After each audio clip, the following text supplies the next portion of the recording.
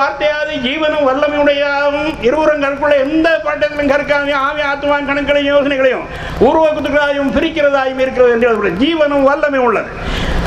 இறைவன் தம்முடைய வசனத்தை அனுப்பி மக்களை குணப்படுத்துகிறார், விடுதலையாக்குகிறார், எழுப்புகிறார், பலப்படுத்துகிறார், ரட்சிக்கிறார். ஹல்லேலூயா!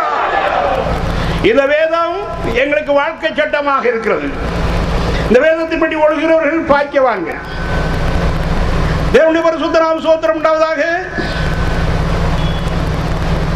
எல்லா பிரச்சனைகளுக்கும் தீர்வு இந்த வேதம் தான்.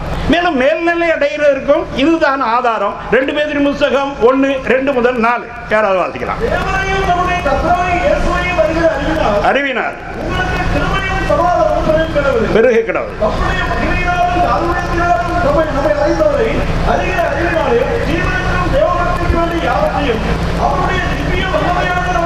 ஜீவனுக்கும் தேவபக்திக்கு வேண்டிய யாவற்றுடைய திவ்ய வல்லமை நமக்கு அருளும்.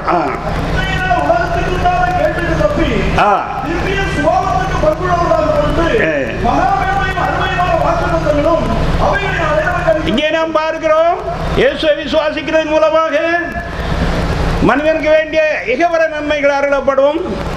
இச்சையினால் உண்டாகிற கேட்டுக்கு பாவத்திற்கு வரை ரட்சிக்கப்படுவான். அது மாத்திரமல்ல, தெய்வீக சுபாவம் அடைந்தவன் தெய்வ நிலை அடைவான்.